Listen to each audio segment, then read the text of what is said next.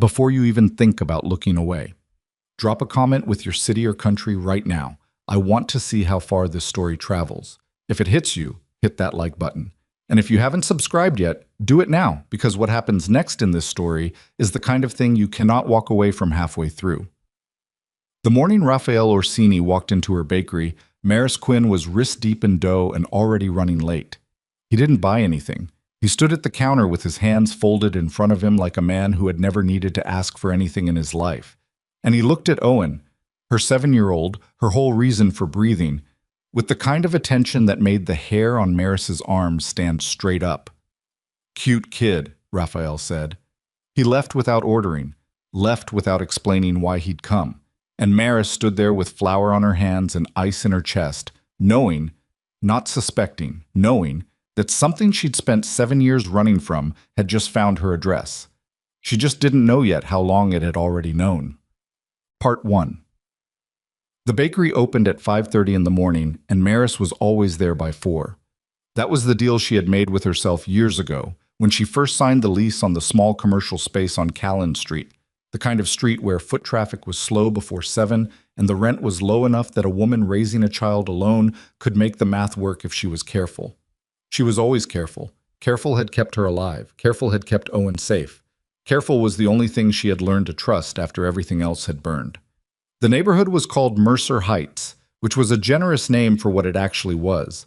A corridor of older brick buildings wedged between a freight corridor and a public school, the kind of place the city planners forgot about, and the residents quietly preferred it that way.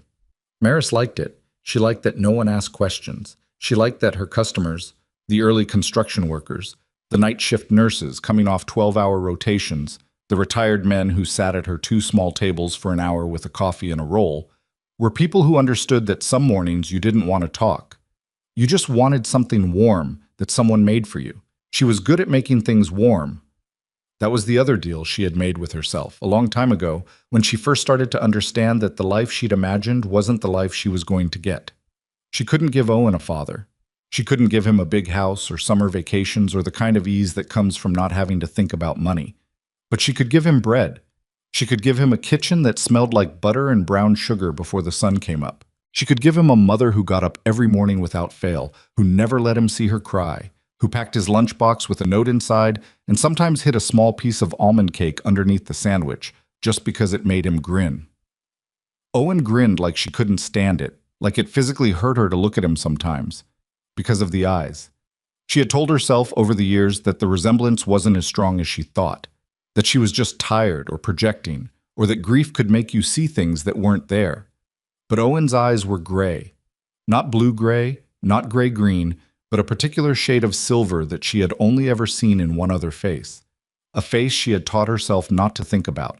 And every time Owen looked up at her from across the kitchen counter, holding a measuring cup with both hands, and waiting for instructions with that bottomless, patient attention of his, she had to swallow something that lived just below her sternum and breathe through it and keep moving. She had gotten very good at breathing through things and keeping moving. That Thursday morning in November, she was working the second rise on a batch of sourdough when Owen padded out of the back room in his socks. He was not supposed to be up yet. He was supposed to be asleep for another hour before she walked him to school, which was 3 blocks east and 1 block north, a route she had walked with him enough times that she was pretty sure she could do it with her eyes closed and her hands full. "You're up," she said, not turning around from the counter. "I had a dream," Owen said. He climbed onto the stool at the far end of the prep table and put his chin in his hands. "A good one?" "Weird one." He watched her work. "There was a man in it. A big one. He had a coat on." Maris kept her hands moving. "People in coats, very dramatic." "He was standing outside the window," Owen said, "just watching." She stopped. Just for a second. Then she picked up the bench scraper and went back to working the dough. "Dreams are weird," she said. "You want a piece of yesterday's brioche while you wait?" Owen accepted the brioche without complaint, which meant he was still half asleep and hadn't fully engaged his capacity for negotiation. He ate it slowly, watching her, and after a few minutes his eyes got heavy again and he folded his arms on the table and put his head down on them. And that was where he was, asleep in the warm kitchen, brioche still in one hand, when the rain started outside and the first black car turned onto Callan Street. Maris heard the engine before she saw the headlights. There was something about it that didn't belong. Most of the early traffic on Callan was delivery trucks, their diesel engines grinding through the gears as they navigated the narrow street. This was different, quieter. Multiple vehicles, moving slowly. She went to the small window beside the front door and looked out. 3 black SUVs. No plates she could read from this angle. They had stopped across the street, and for a long moment nothing happened. They just sat there in the rain with their headlights on, engines running, and the street empty except for them. Then the front door of the middle vehicle opened. The man who stepped out was tall and broad-shouldered and moved with the kind of deliberate stillness that Maris associated with men who never had to hurry because the world rearranged itself around them. He wore a dark coat. His hair was black and wet within seconds of stepping into the rain. He looked up and down the street with the unhurried attention of someone who was not afraid of whatever he was looking for. Then he looked at her bakery. Then he looked directly at the window where she was standing. Maris stepped back from the glass. Her heart was doing something complicated. She pressed one hand to the counter behind her to steady herself and stood very still and tried to breathe through the thing under her sternum, tried to apply the 7 years of practice she'd built up, tried to tell herself that it wasn't possible, that she was exhausted and the rain was distorting things, and that the shape of a man's shoulders in a dark coat meant nothing. The front door of the bakery opened. She had not locked it yet this morning. She always locked it until 5:30. She had forgotten. She had been distracted by Owen being up early, by the dough, by the ordinary machinery of the morning, and she had forgotten to lock the front door, and now it was opening. The man walked in. He was taller inside than he had looked from across the street. He stopped just inside the threshold and pulled the door closed behind him, and for a moment he just stood there, dripping on her floor, looking at the room, taking inventory. The way he did it, systematically, without expression, told her everything she needed to know about what kind of man he was. "We're not open yet," Maris said. Her voice came out steadier than she expected. "I know." He looked at her. "I need a few minutes out of the rain." Something slammed into the back of Maris's memory so hard she nearly grabbed the counter again. The voice. Low, unhurried, the slight rasp of someone who had spent years making himself understood in loud rooms. She had not heard that voice in 7 years. She had spent 7 years telling herself she'd forgotten it. She had not forgotten it. Maris. He said her name like he wasn't sure it would still work, like he was testing a door he'd been told was bricked over. "Don't," she said. "I'm not here to—" "Don't!" Her voice cracked. She hated it. She pressed her back against the counter and looked at him across the small room and tried to remember how to be the woman she had built herself into over 7 years of early mornings and careful budgeting and deliberately not thinking about this face. "How did you find me?" "I didn't," Dante Viscari said. "Not the way you mean. I wasn't looking for you. I was—" He stopped, ran a hand across his jaw. For the first time she noticed that he was breathing harder than the short walk from the car should account for, and that his coat on the left side, just below the shoulder, was darker than the rain alone could explain. "You're bleeding," she said. "I know." "How bad?" "I've had worse." He glanced around the bakery again. "There are men outside who want to finish what they started tonight. I need 5 minutes while my people reposition. I'll be out of your life within the hour." The phrase hit her somewhere strange. Out of your life, as though he had ever been in it, as though he had ever chosen to stay long enough for leaving to be a real thing. She looked at him, really looked at him, for the first time in 7 years, in the flat fluorescent light of her bakery kitchen, and felt the very precise, particular grief of someone who had mourned a person who was still alive. He looked older.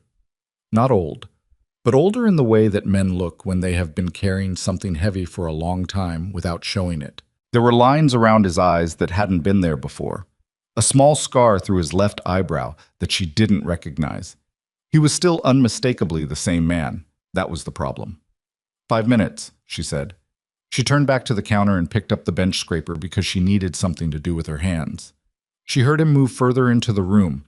She heard him pull out one of the stools at the prep table and sit down heavily, like a man whose body had been waiting for permission to admit how much it hurt. She did not look at him. "You look good," he said. "Don't do that."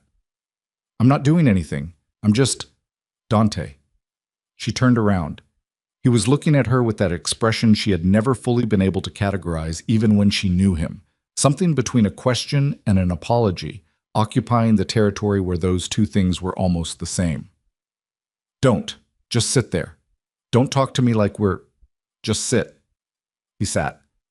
3 minutes passed. She shaped dough.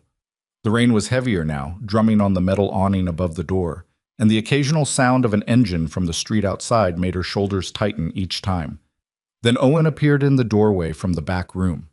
He had woken up again, or had never fully gone back to sleep.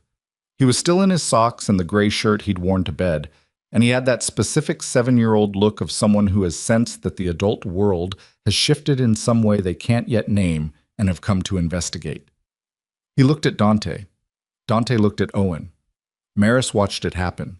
She had imagined, in the dark part of her mind that she visited when she was very tired and her defenses were low, what it would be like if they were ever in the same room. She had imagined drama. She had imagined confrontation, revelation, the kind of moment that arrives with recognizable shape and sound. What she had not imagined was silence. What she had not imagined was the way Dante's face did something complicated and very quiet, the way something behind his eyes shifted from professional vigilance to something entirely else, something that looked very much like recognition. He was staring at Owen's eyes. Owen, unfazed in the way that 7-year-olds can sometimes be when they have grown up in a kitchen full of strangers, held out the half-eaten piece of brioche. "Do you want some?" Owen said. "Mom makes it. It's good." Dante did not answer immediately. His voice, when it came, was careful in a way that Maris had only heard from him once before. The night, years ago, when he'd told her something true about himself that he'd never told anyone. "What's your name?" he said. "Owen." Dante nodded slowly. His gaze dropped for just a moment to the small scar behind Owen's left ear. A birthmark Maris had always assumed was random, had never had cause to question. She watched the color leave Dante's face. She watched him put it together. "Maris," he said. Not the way he'd said it before. This was different.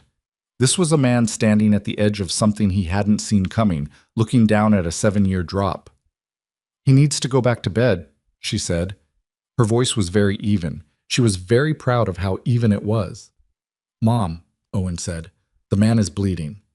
"I know, sweetheart. Back room, please."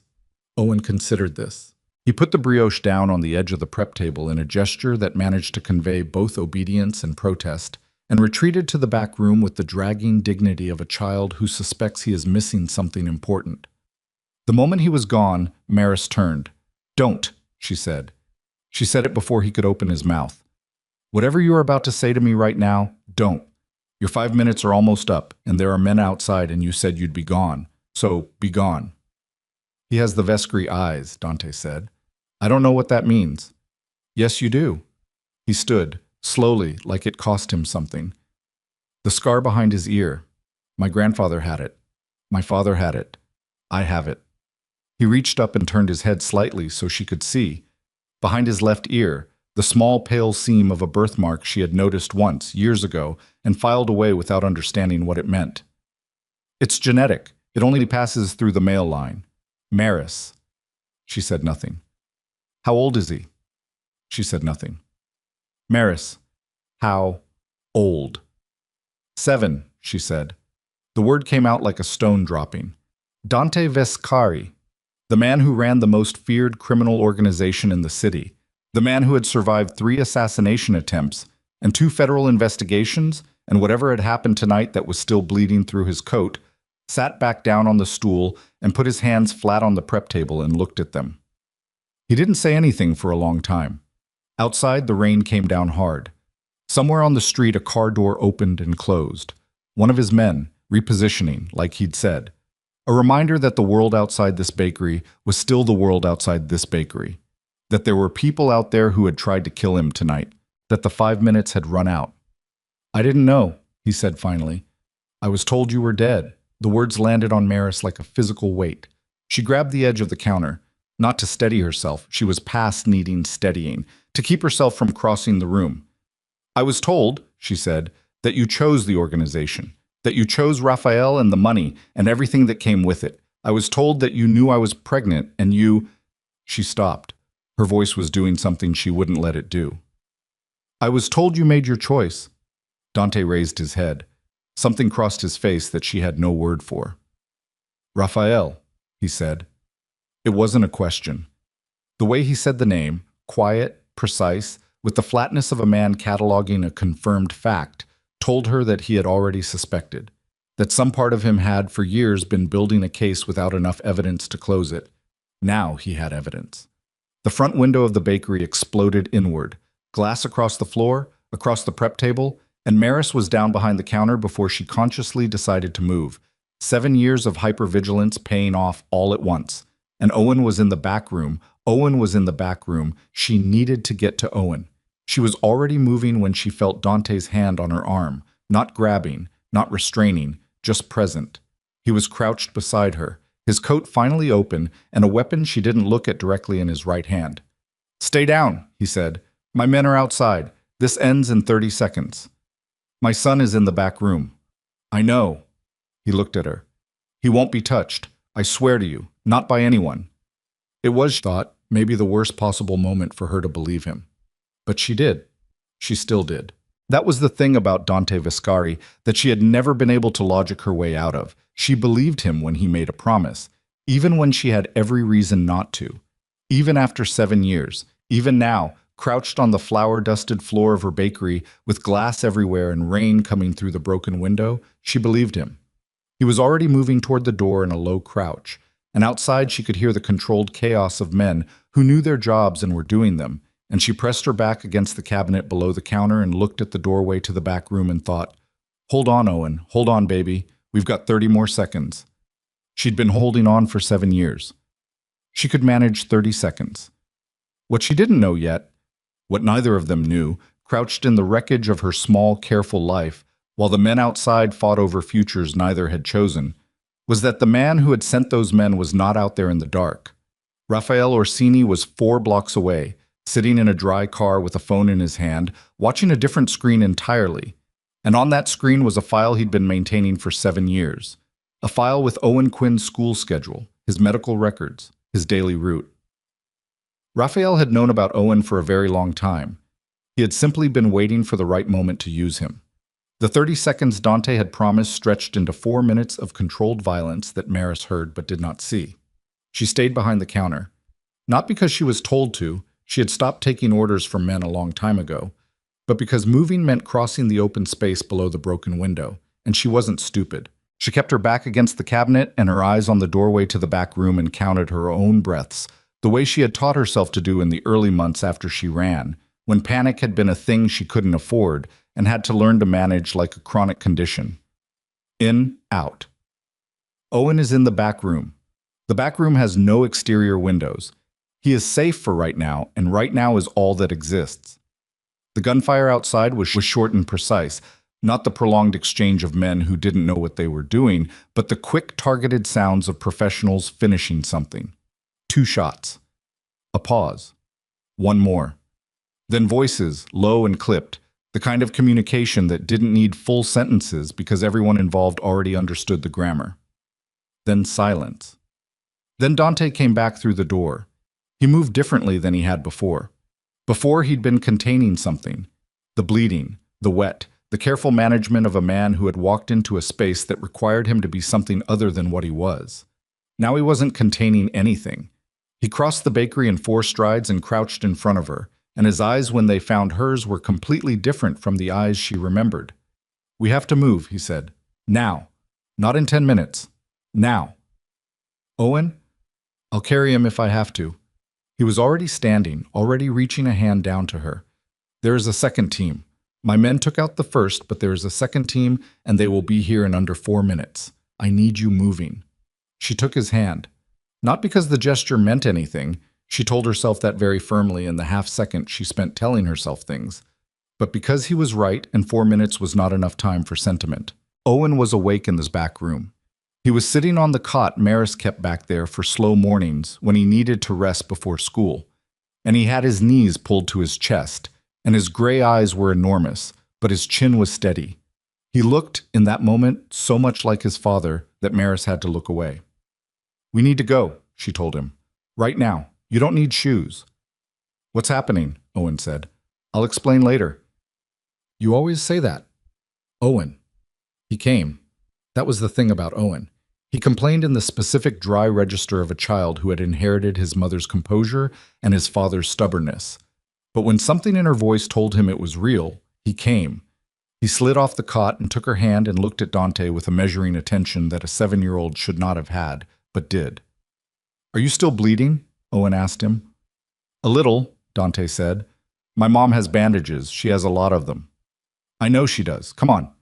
They went out the back through the narrow service corridor that ran behind the row of businesses on Callan Street, where one of Dante's vehicles was already idling. A man she didn't know held the rear door open. He didn't look at her directly. He looked at Owen, and she watched something cross his face, the same thing that had crossed Dante's face. And then he looked at Dante, and Dante gave a tiny shake of his head, and the man looked at nothing. Inside the vehicle, it was warm and smelled like leather, and something underneath that. Tension, she thought, or the specific cologne of men who had just done violent things and were pretending they hadn't. Owen climbed in beside her and immediately pressed against her side. She put her arm around him. Dante got in the front. The door hadn't fully closed before the car was moving. Where are we going? Maris said. Safe house, 40 minutes north. I have nowhere to leave Owen. He has school tomorrow. The look Dante gave her over his shoulder was not unkind. It was the look of a man trying to decide how much truth to give someone who had already absorbed a significant amount of truth in the last 20 minutes. He won't be going to school tomorrow, Dante said carefully. I'm sorry. For how long? I don't know yet. Maris looked out the window. The city moved past in the rain. Familiar streets, the corner where Owen bought chips on Fridays, the bus stop where she waited with him every morning. All of it sliding away like something she was already in the past of, though she was still looking at it. Who sent them? She said. Dante was quiet for a moment. His second in command, she gathered that's what the man in the driver's seat was, from the way Dante spoke to him in short, direct phrases without explaining himself, was navigating through the pre-dawn streets with practiced efficiency, and no one in the car said anything while Dante decided how to answer. I have a suspicion, he said finally. Raphael Orsini. The name landed like a thrown object. She watched the back of Dante's neck. What do you know about Raphael? He said. I know he was the one who came to me 7 years ago. I know he's the one who told me that you'd chosen, that you'd been offered a choice between the organization and me, and you'd taken about 30 seconds to make it. Her voice was steady. She had rehearsed this conversation in her head for years, not knowing she was rehearsing it, not knowing it would ever be necessary. He was very detailed about it. He told me what you said. He told me you said that I was a temporary arrangement and you had permanent interest to protect. Something happened in the front of the car. The driver's hands tightened on the wheel. Dante did not turn around. He sat very still, and she had the sense of a man doing precise, controlled work inside his own head. The same work she recognized from years ago, when she had first understood what he did for a living and had spent a night watching him process something ugly and terrible and come out the other side of it without showing anyone what it had cost. He told me you were dead, Dante said. His voice was very quiet. That you'd been in a car 2 blocks from your apartment when it went up. He had photos. Of what? Of the car. Of the scene. A pause. Of enough. Owen, pressed against Maris's side, had gone very still in the way of children who are absorbing things they're not supposed to hear and will ask about in 3 days at the worst possible moment. Maris pressed her cheek briefly to the top of his head. He manufactured it, she said. Not a question. Yes. Why? This time the silence was longer. The car turned onto the highway ramp and the city fell away behind them and the rain on the windows got heavier, or maybe the speed just made it seem that way, the drops streaming sideways. That, Dante said, is what I need to find out. She didn't push it, not yet. She had been carrying 7 years of unanswered questions, and she could carry them a little longer. She was good at carrying things. Owen fell asleep against her shoulder somewhere around the 20-minute mark, with the absolute trust of a child who has decided that if his mother is calm, then the situation is manageable. And Maris sat with her arm around him and looked at the back of Dante Viscari's head, and thought about all the ways a life could hinge on a single conversation with a single man who had decided to lie. The safe house was a property she would not have identified as a safe house from the outside. It looked like a farmhouse, old stone, 2 stories, set back from the road behind a tree line that was thick enough to block sight lines from the highway. But the gravel driveway had sensors in it, and the windows she could see had the particular non-reflection of reinforced glass. And when they pulled up, 2 men stepped out of the tree line with the casual readiness of people who had been standing there for a while and were not at all surprised to see the car. She carried Owen inside. He didn't wake up. The interior was warmer than the outside suggested, clean, functional. A kitchen that had never been used for actual cooking, a sitting room with no personal objects in it, stairs leading up to bedrooms she hadn't seen yet. One of Dante's men showed her to a room on the 2nd floor with a bed large enough for both her and Owen, and a bathroom, and a lock on the inside of the door that she tested twice before she put Owen down. He didn't wake up when she laid him on the bed. He never did, in the deep part of a sleep. She pulled the blanket over him and stood looking at him for a moment. Just a moment. She couldn't afford more than that. And then she went back downstairs. Dante was in the kitchen with a woman Maris hadn't noticed in the car, who was working on the wound in his shoulder with the efficient detachment of a medical professional who had done this in worse conditions. The coat was off. The shirt was off. The wound was... She looked at it once and then looked away. Not from squeamishness, but because looking at Dante Viscari shirtless in a kitchen at 4 in the morning was a specific problem she didn't need added to her current inventory. "He's asleep," she said. "Good." Dante didn't look at her while the woman worked. He was looking at something on the table in front of him, a phone, a tablet, papers she couldn't read from across the room. "There's coffee." She poured herself a cup because her hands needed something to do, and because she genuinely needed the caffeine, and because accepting coffee from a man was not the same as accepting anything else from him. She leaned against the counter opposite and drank it and watched him. "You said you had a suspicion," she said. "Before in the car. You said suspicion like it wasn't the whole word." He was quiet while the woman tied off the last of whatever she'd done to the wound and gathered her materials and left the room without being told. Someone who knew when a conversation required privacy. Maris noted that. She noted a lot of things about the way Dante's operation functioned. It was something she'd noticed even years ago. The fluency of it, the way people around him moved as extensions of a single intelligence without needing constant direction. She had found it unsettling once. Now she found it frightening for a different reason. "I've been running my own investigation," Dante said. He picked up his shirt. A clean one, she realized. Someone had brought it and pulled it on, internally, for the past 3 years. Someone inside the organization has been redirecting funds. Small amounts at first. The kind of thing that gets attributed to accounting discrepancies and doesn't get looked at hard. But over 3 years it accumulates, and someone with enough access and enough patience could build... He stopped. Chose the next word carefully. Infrastructure. What kind of infrastructure? The kind you build when you're planning to take something over. The coffee was too hot, but she drank it anyway. "And you think that's Raphael?" "I know it's Raphael." He said it flatly, without the performance of certainty. Just the quiet, factual quality of a man closing a door that had been open for a long time. "I've known it for about 6 weeks. What I didn't know was why. Why now? Why this particular escalation? Why sending men to, He stopped again. This stop was different. He looked at the table. "I didn't know about Owen." She let that sit there between them. "And now that you do," she said. He looked up at her. "Now that I do, I understand why the timeline shifted, why Raphael moved up whatever he's been planning." He picked up the tablet and turned it to face her. On the screen was a surveillance image, grainy, taken from distance, but clear enough.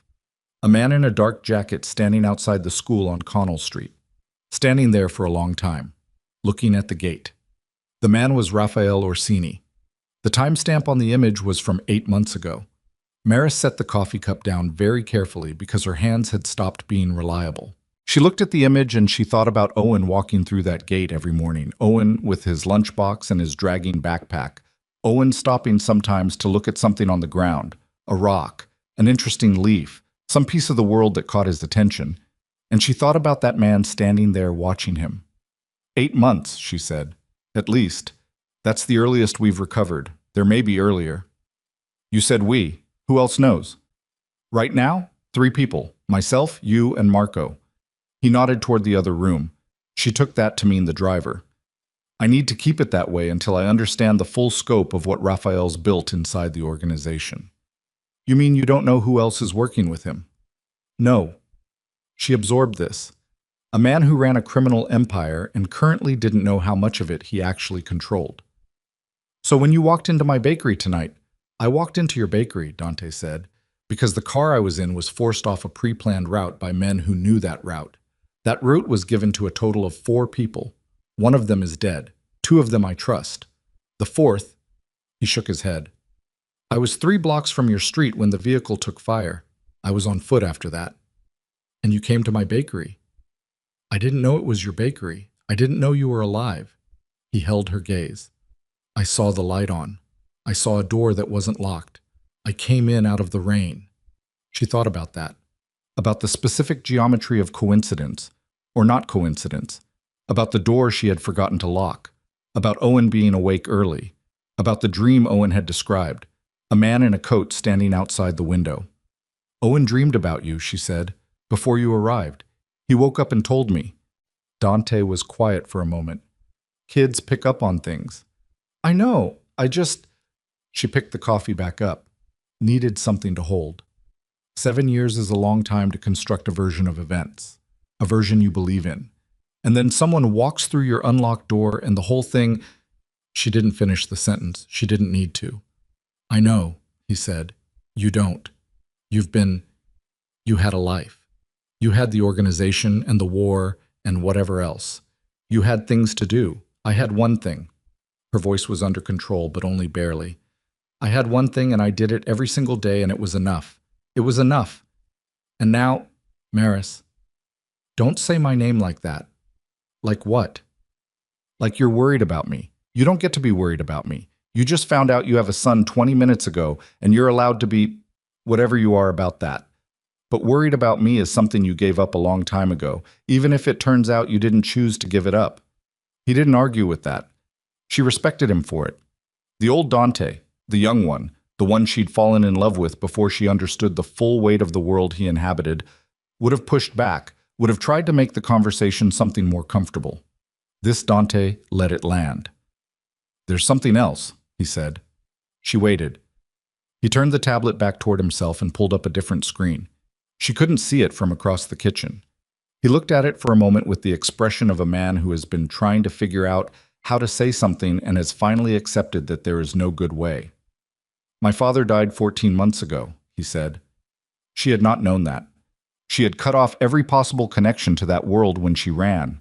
I'm sorry, she said, and meant it, because whatever complicated thing Dante's father had been, he had loved his son. Before he died, he transferred a significant amount of the organization's assets, liquid assets, property titles, account information, into an encrypted format. He told me he'd done it. He told me the key would be safe. Dante paused. He didn't tell me where the key was. Why are you telling me this? Because we recovered Raphael's communications from the past 3 months. He set the tablet down. He's been looking for the key. He has people working on it. And in the past 6 weeks since... He stopped, pressed his mouth together. Since around the time that surveillance image was taken. Maris felt something cold move through her. You're not saying what you're saying. The lullaby, he said. She went very still. The one you sing to Owen. I know about it because my father wrote it originally. He wrote it for my mother when they were young, before she died. And I sang it to you once, in the middle of the night when you couldn't sleep. Do you remember? I remember. My father encoded the asset locations into the melody, into the specific interval structure of it. The intervals between the notes correspond to account numbers, coordinates, access codes. He thought it was the safest possible storage because it was something that would just live in a family, something no one would think to analyze. He looked at her directly. Raphael doesn't know this. He knows Owen is connected to the key. He's picked up on that somehow, a partial intercept, something, but he doesn't know the key is the melody itself. He thinks the boy has something on him, something physical. That's why he's been watching. He's been waiting to find out what Owen carries. Maris was aware of her own heartbeat in a way she usually wasn't. Aware of the distance between this kitchen and the room upstairs where her son was sleeping. Owen, who fell asleep every night listening to her hum that melody. Owen, who had learned to hum it himself without being taught, the way children absorb music they hear enough times. Owen, who had been carrying an encrypted fortune in his memory since before he could form complete sentences without either of them knowing. He doesn't know, she said. Owen doesn't know. I didn't know. I know you didn't. And Raphael, how close is he to figuring it out? Dante picked up his phone. He stared at it for a moment, and then he put it face down on the table and looked at her. That's what I've been trying to determine. What I know is that 6 weeks ago, something shifted. He stopped just watching and started, he glanced at the phone, started moving pieces. As if the word had cued something, the phone on the table buzzed. Dante picked it up, read whatever was on the screen. His face did the thing she remembered, went completely flat, all expression removed, the controlled blankness of someone absorbing something very bad before they decided what to do with it. What? She said. My head of security, Dante said. Lena Voss. She's been with me for 4 years. He set the phone down again. She was found an hour ago in the parking structure adjacent to my office building. Is she? Yes. Maris said nothing. She was the third person who knew my route tonight, Dante said. He said it with the exhausted precision of a man completing an equation he didn't want the answer to. She was the one I trusted most. The kitchen felt smaller suddenly. The walls of the safe house, which had felt reassuringly solid an hour ago, felt like a perimeter that someone else had already measured. He's cleaning up, Maris said. Yes. Which means he knows the attack tonight failed. Yes. Which means he knows you're still alive and you know enough to come after him. Yes. Dante stood. He moved to the window and looked out at the tree line, at the dark where his men were standing in the wet. Which means He corrected himself with the kind of deliberateness that told her the correction wasn't accidental. I have a very narrow window before he recalibrates and does whatever comes next. And whatever comes next will not be an attempt on me. He turned from the window. It'll be an attempt on Owen. The word attempt sat in the room like a knife laid on a table. Maris looked at the ceiling, at the floor above her head where her son was sleeping under a blanket in a room she'd locked from the inside. She thought about the surveillance image, the timestamp, 8 months ago. She thought about the man who had walked into her bakery all those years ago with his hands folded and his smile that didn't move his eyes, who had told her with great detail and very convincing regret that the man she loved had chosen to let her go. She thought about how she had believed him. She thought about how she had sat in her car afterward and cried so hard she couldn't breathe, and then she had driven to the clinic, and then she had spent the next 7 years building something that worked. She thought about all of that, and she looked at the ceiling and she made a decision. Tell me what you need from me, she said. Dante turned from the window. To find the key, she said. To find whatever Raphael is looking for. Tell me what you need. Maris, don't manage me. Don't give me the version where I stay in this room with the locked door and you go handle it. That ends with Owen growing up hearing a different version of how everything went wrong. She met his eyes. I know the melody. I know every variation of it. If the key is in the music, I'm the one who can read it. So tell me what you need. He looked at her for a long time, long enough that she could see the specific calculus happening behind his eyes, the professional assessment of risk, the thing he was trained to do overriding the thing he would have preferred to feel. I need you to write it down, he said finally. Every note, the way my father played it, the exact intervals. I have a cryptographer who can work with it, but she needs the source material. He paused. And I need you to trust that the people in this house can keep Owen safe while you do it. I don't trust one in this house. I know. I don't trust you. I know that too. She thought about the man standing outside the school gate 8 months ago. She thought about the window of her bakery exploding inward. She thought about how long she had been running and how completely, in the space of one night, the act of running had become something that would get her son killed rather than something that would keep him safe. All right, she said. She pulled out the chair across from him and sat down, and he pushed a yellow legal pad and a pen across the table, and she picked up the pen and she began to write the melody that her son had been humming himself to sleep with every night of his 7-year life. The melody that was also, it turned out, the map to an empire. She got halfway down the first page when the safe house lost power. Every light in the building went out simultaneously. Outside, through the window, she heard the sound of one of the men in the tree line. A short sound, cut off. In the sudden dark, Dante's voice was very quiet and very close. "They found us," he said. And upstairs, Owen woke up screaming.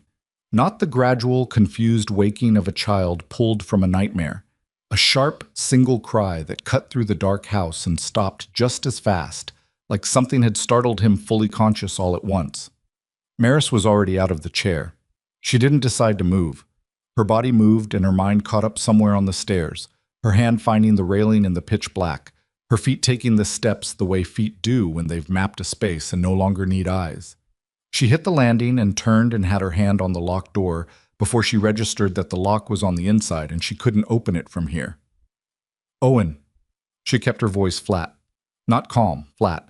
Calm was a performance and Owen could always tell. Flat was just information. "Owen, it's me. I need you to unlock the door." A beat. 2. The house was very quiet in a way that wasn't quiet at all. It was the specific absence of the sounds that had been there before. The low-frequency hum of electronics, the small movements of men outside. All of it gone. The lock clicked. The door opened 3 inches, and Owen's face appeared in the gap, gray eyes enormous, fully awake in the way children get when adrenaline overrides everything else. "The lights went off," he said. "I know." She pushed the door open and got inside and closed it behind her. "Come here." He came. She pulled him against her side and stood with her back to the door and thought about the window in this room. One window, facing the rear of the property, the tree line Dante's men had been standing in. She moved them both away from it without turning it into something that would frighten him more than he already was. Dante appeared in the doorway 30 seconds later with a flashlight and a look on his face that she read in half a second, contained, functional, already working. Behind him she could see Marco, his phone to his ear, speaking in low, rapid sentences. "Generator is disabled," Dante said. "Not a power failure. Disabled. Deliberately." He looked at Owen. Something in his face shifted for just a moment, that private recalibration she'd been watching him do all night every time his eyes landed on the boy. Then it closed again. "We have maybe 4 minutes before they're on the perimeter." "How many?" Maris said. "Unknown. At least 6. He looked at her directly. "We go out the east side on foot. There's a vehicle 200 meters into the tree line. Secondary emergency protocol. Marco's people are already moving to intercept." "Owen can't run 200 meters in the dark in his socks." "I know." Dante looked at Owen. "Can you hold on to my back if I carry you?" Owen looked at him with the unsettling seriousness of a 7-year-old making a real assessment. "Are you still bleeding?" "A little less than before." "Okay," Owen said. "Yeah." They went down the stairs in the dark with Dante's flashlight cutting a low, narrow beam across the floor. Marco already at the east door, 2 other men she hadn't seen before positioned at angles she understood were tactical without being able to name why. The whole operation moved with the fluid, practiced compression of people who had rehearsed for exactly this kind of thing and were now simply doing it. Owen climbed onto Dante's back without drama, locked his arms around his neck. Dante adjusted once, making sure the grip on his wounded side didn't compromise his range of movement, and then he was moving and Maris was beside him and the east door opened and the night came in cold and wet and absolutely dark. The tree line was 40 meters from the house. It felt like 400. She ran without looking back, the wet ground under her feet, the cold air in her lungs, the sound of her own breath loud in her ears, and Owen's quiet, focused breathing above and behind her where he was holding on with everything he had, not making a sound, not asking anything, just trusting, just trusting. After one night, after a few hours with a man he'd never met before today. She didn't have time to think about what that meant. She filed it away in the place where she kept things she'd think about later, when later was a thing she had. They made the tree line. The vehicle was where Dante said it would be, dark, already running, Marco pulling ahead to reach it first. Maris got Owen off Dante's back and into the rear seat and climbed in after him and pulled the door, and the car was moving before it fully closed. In the darkness behind them, back at the house, she heard the sounds she'd been expecting, distant and muffled by the trees. She didn't look back. Owen sat pressed against her with his forehead against her arm. After a moment, he said very quietly, "Mom." "Yeah, I'm not going to school tomorrow, am I?" She almost laughed.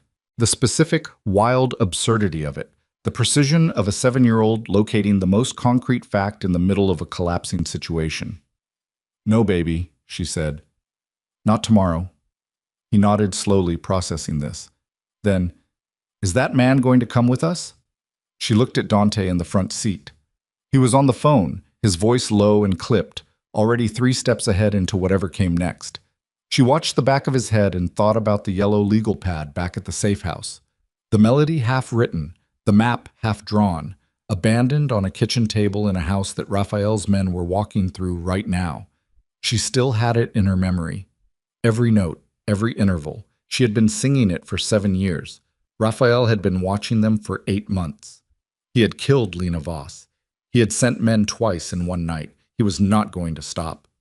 And she understood, in the cold moving dark of that vehicle with her son pressed against her side, that the version of her life where she kept her head down and stayed careful and maintained the small, functional world she'd built, that version was already gone. It had been gone from the moment Dante walked through her unlocked door, and probably, if she was honest, it had never been as secure as she'd made herself believe. There was no careful left. There was only forward. "Yes," she told Owen. "He's coming with us." Owen considered this with the gravity it deserved. "Okay," he said. Then he closed his eyes and leaned into her, and within 2 minutes, he was asleep again. The deep, instant sleep of a child who has decided the adults have the situation sufficiently in hand, and Maris sat in the dark with her arms around him and her jaw set, and every note of that melody running through her head like a current. She was finally, after 7 years, ready to use. The second safe house was a converted warehouse on the edge of an industrial district that smelled like rust and old motor oil and the specific cold of buildings that don't get heated because no one is supposed to be in them. Dante's people had it set up within the hour. Cots, a portable generator running on minimum power, a folding table that became the operation's nerve center the moment Marco spread 3 laptops across it and started pulling feeds. Maris put Owen on a cot in the far corner with a thermal blanket and a jacket she found on a hook by the door, and he went back to sleep without complaint because Owen had inherited her capacity for adaptation, and she had never been more grateful for anything in her life.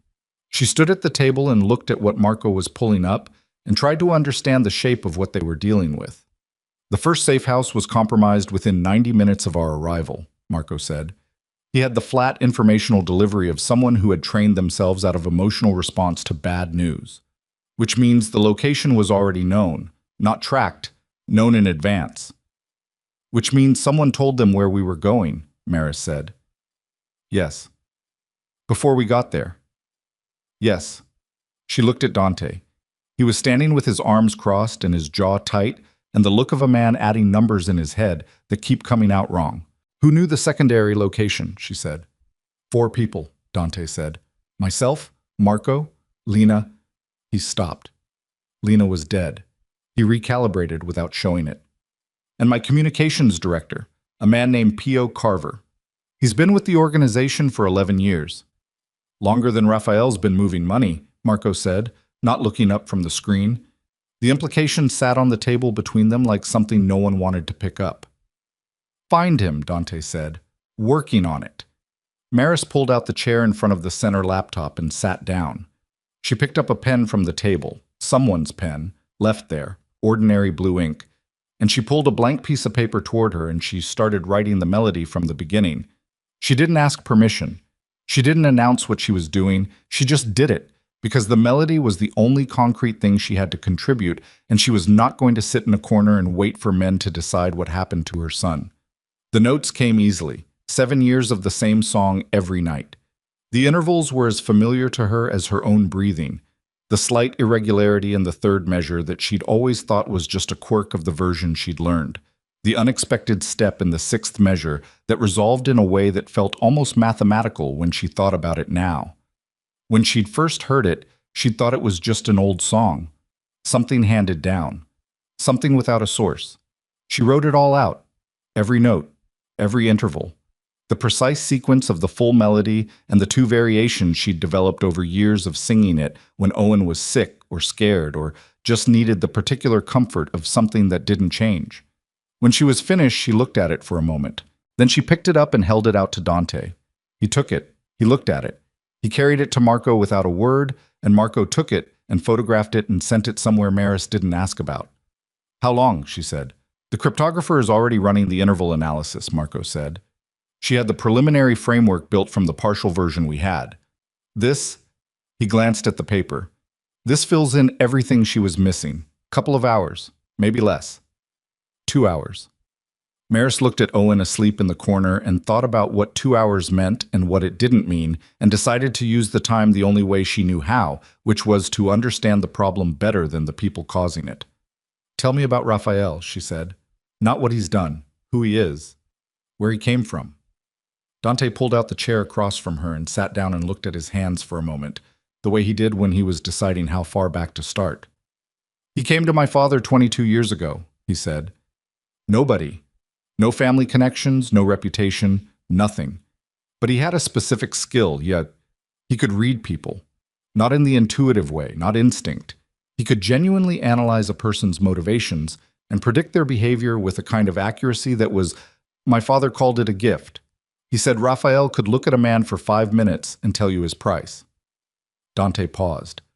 What my father didn't fully understand was that Raphael was applying that skill to him the whole time, reading him, learning him, figuring out what he valued most and what he feared most. "And what did your father value most?" Maris said. "Me," Dante said without self-consciousness. Just a fact. "And the bloodline. The continuation of the family name in the organization. He was old-fashioned about it. He believed the organization had to pass through blood or it would fracture. So Raphael understood that the way to take the organization was to remove the bloodline. Remove or corrupt? Yes." He looked at her. "What he tried to do to us, separating us, making each of us believe the other was dead or had chosen to leave, that wasn't about destroying the family. That was about controlling what the family became. He wanted me intact. He wanted me running the organization, grieving, isolated, dependent on his counsel. He wanted to be the man behind the man." He stopped. Something shifted in his expression. What he didn't account for was Owen. "He didn't know I was pregnant." "No. When he found out, and I don't know exactly when he found out, but when he did, everything changed. Because Owen wasn't just an heir. Owen was a variable he hadn't introduced and couldn't fully control." Marco looked up from his screen. "I've got Pio Carver." Both of them turned. "He's at the Mercer Grand. Checked in 3 hours ago under a different name." Marco turned one of the laptops to face them. On the screen was a hotel registration, a room number, a floor plan pulled from somewhere Maris didn't want to think about. "He's not alone. There's a second person in the room registered as his wife. Hotel records show no wife in 11 years of business travel." "It's a handler," Dante said. "That's my read." Dante stood. He had the quality in that moment of a man who has been managing something with great patience and has finally reached the end of his capacity for patience. "I need to speak to Pio." "Dante." Marco's voice had a warning in it. Not a challenge, just a calibration. "If he's already been moved to a handler, Raphael knows we're looking. Going to that hotel, I know the risk. If it's a trap, I know." He looked at Maris. Something in the look asked something he didn't put into words. "Go," she said. "I'll be here. Owen will be here. Go find out what Pio knows, and come back with something we can use." He held her gaze for a moment. Then he nodded and picked up his coat and left with 2 of his men, and the warehouse door closed behind them, and Maris was alone with Marco and the hum of the laptops and the sound of Owen breathing steadily in the corner. She sat with that for a while. Then she got up and poured water from a bottle on the table into a cup and drank it and looked at the laptops and said, "Show me the surveillance file, the one on Owen, all of it." Marco looked at her. "I'm his mother," she said. "Show me." He showed her. It was worse than she'd expected, and she had expected something bad. The file went back not 8 months, but closer to 2 years. The earlier entries were infrequent, observational, the log check-ins of someone maintaining awareness of a subject without yet having a reason to escalate. Owen at the park. Owen at a pediatric appointment. Owen in the yard behind the bakery on the 2 afternoons a week, when Maris let him play back there while she cleaned up. The entries became more frequent 14 months ago, around the time Dante's father died. The implications of that timing hit her in stages. First, the obvious one. Raphael had known about Owen before Dante's father died, and the father's death had changed the calculation. Then the second one, slower and colder. Dante's father had transferred the assets into the encrypted Melody 14 months ago, which meant the father had known something was coming. He had been afraid. He had taken the most important thing he had and hidden it in the most unlikely place he could think of. A lullaby, an old song, something that lived in the mouths of family members and couldn't be taken or burned or seized. Had he known about Owen? She sat with that question, and it sat back at her and didn't give her anything useful, so she kept moving through the file. The last entry was time-stamped for observation log. It was a communication, intercepted, she assumed by whatever means Marco's systems used, between two people whose names were redacted on one side. The other side was identified only by a code she didn't recognize. But the content was clear enough. The subject is not carrying the key externally. Recommend revised approach. The key may be behavioral or memorial rather than physical. Recommend acquisition of subject for direct assessment. Acquisition of subject. Owen. They meant Owen. 4 days ago, they had decided to stop watching and start taking. Maris set the laptop down very carefully. She breathed through the thing in her chest. The thing that was not panic, that was something colder and more useful than panic. And she looked at her son asleep in the corner, and she made herself think clearly. They had been 4 days behind this. They were still 4 days behind. The attack on the bakery, the compromised safe house, all of it. Raphael had already been in motion before any of this started. They were reacting. They were always reacting. And every time they moved, something they thought was secure turned out not to be. The warehouse. This warehouse. She looked around it with new eyes, the rust and the cold and the industrial dark. 4 people knew the first safe house location, and it had been compromised. How many people knew this location? Marco, she said. How many people know we're here? He looked up. Something in her tone made him stop what he was doing. Dante, myself, and the 2 men who came with us from the house. And the 2 men outside. 6 people. Yes. The first location was compromised by one of 4 people who knew it. Yes. He was following her now. She could see it. So we have a 1 in 4 contamination rate, roughly speaking, among Dante's inner circle. That's one way to frame it. Apply it to 6 people, she said. Marco was quiet for a moment. He looked at the door that led to the outside where 2 of his men were standing in the dark. He looked at his phone. He looked at Maris. We should move Owen, he said. Yes, she said. Now, before Dante gets back. Marco was already on his feet, already reaching for his jacket, when his phone rang. He looked at the screen. Something in his face changed in a way that was very small and very significant. He answered it. She watched him listen. She watched his expression do the thing that expressions do when the news is bad enough that the body forgets to manage them. A small collapse, quickly recovered, but there if you knew how to look. He hung up. He stood for a moment with his back to her. Marco, she said. He turned around. That was Dante. What happened? P.O. Carver was dead when they arrived. He'd been dead for at least 2 hours. The handler was gone. He paused. They found something in the room, a laptop with a single open file. What file? Our location, Marco said. This location, with a timestamp from 40 minutes ago. He looked at the door. Someone in this building sent it. The 2 of them looked at each other across the folding table, and Maris registered everything at once.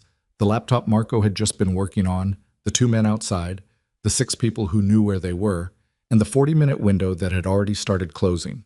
She was across the room and picking Owen up before Marco finished his next sentence. Owen woke without crying this time. He was getting faster at that, at understanding that waking up quickly was something the situation required. He wrapped his arms around her neck and she carried him to the center of the room because center was away from the doors and windows and she needed walls on as many sides as possible. You need to get out, she said, right now. The car is outside, the men are outside. One of the men outside sent our location to Raphael 40 minutes ago. She looked at Marco steadily. So we are not going out those doors.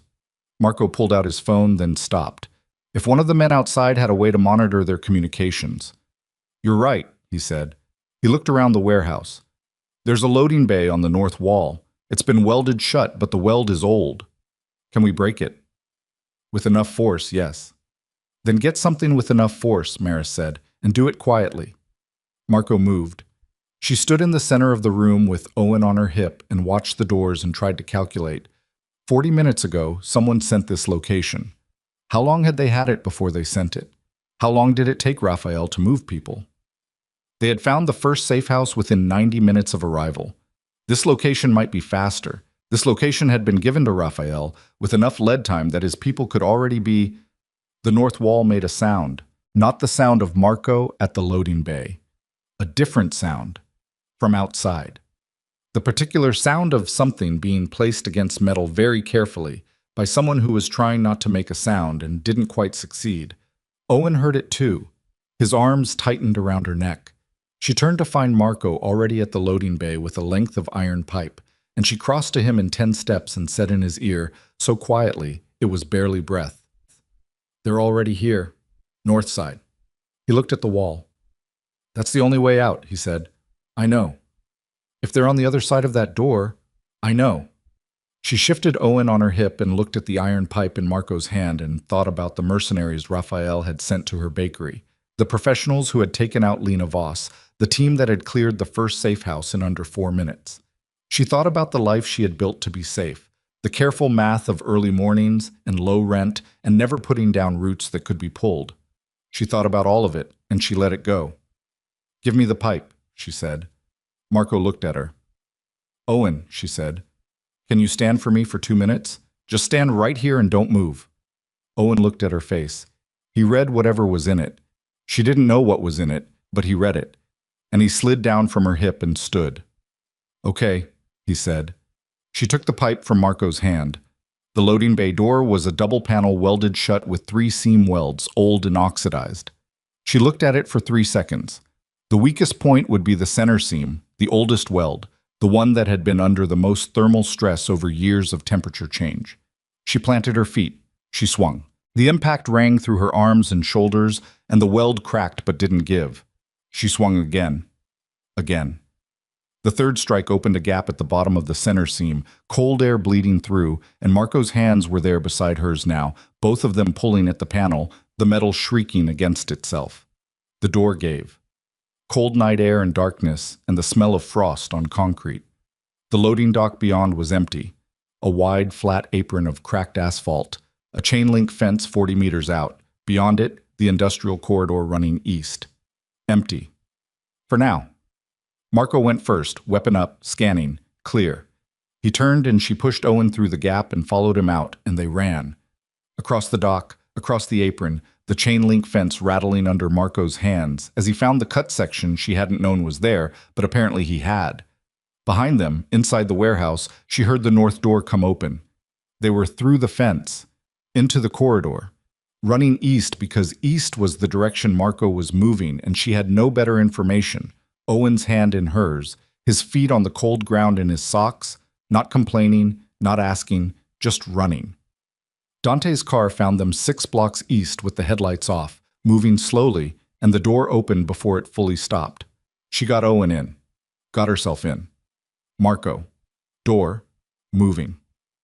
Dante looked at her across the back seat, at Owen, at the iron pipe she was still holding without having realized it, at her face, which she could feel had done something she wasn't controlling. He didn't say anything immediately. He looked at all of it, and he absorbed it the way he absorbed things.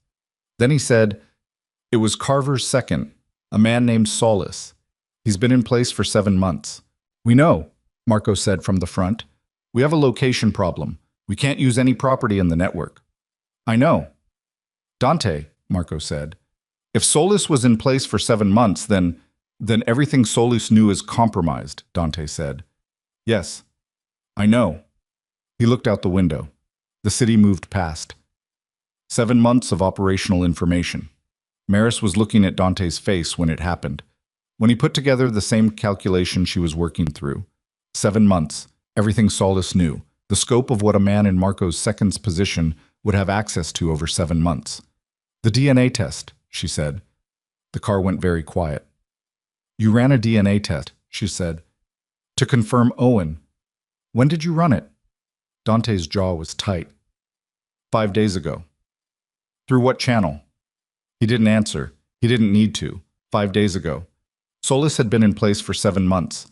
A DNA test run through internal channels would have gone through Solis. Raphael had known about the test. Raphael had known the results before Dante did. Raphael had known with certainty that Owen was Dante's son. With certainty, with documentation, with the kind of evidence that would make a man like Raphael recalibrate everything 5 days ago. The attacks on the bakery, the safe house, all of it. It hadn't been reactive. Raphael hadn't scrambled when Dante happened to walk into her bakery that morning. He had been ready. He had been waiting. The assassination attempt, the route compromise, all of it had been the opening move in a sequence Raphael had already designed. Dante had walked into that bakery because his route was forced. His route was forced because Raphael had arranged it. Raphael had known Maris was on Callan Street, had known Dante would end up there, had known what Dante would find. He set this in motion, Maris said. Her voice was very controlled. He didn't react to tonight. He engineered tonight. He wanted you to find us. Dante said nothing. He wanted you to find Owen and understand what Owen is, and he wanted you to do exactly what you did. Consolidate, run, pull us close, because that makes us easier to locate in one place. She looked at him. He was never trying to take Owen from me separately. He was trying to collect all 3 of us together.